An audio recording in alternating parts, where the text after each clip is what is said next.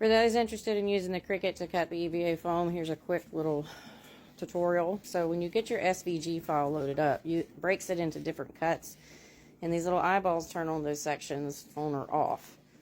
And in which case, I don't want that piece on there, so all I can do is just click that off and it goes away. The other thing is you can individually go in and hit this contour button down at the bottom, and you can click on any of these pieces to make them go away. Anything that's dark gray is going to be cut. Anything that's light gray is going to be gone. One thing is that there will always be one highlighted.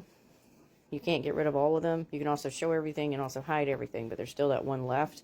It's fine. Just exit out of it. If you don't need any of those cuts like that, then you just click that eyeball and it goes away. Once we get it ready to go, it's going to load it onto a pad. It automatically puts it in the top left corner, but you want to make sure that wherever your pad is, you want to have the alignment set up to where it's going to be cut. Okay, so I'm just going to drag and drop this down to where it needs to go, which is one row over and down like 4 or 5. Once you get it there, just verify that's in the right spot before you go to cut it.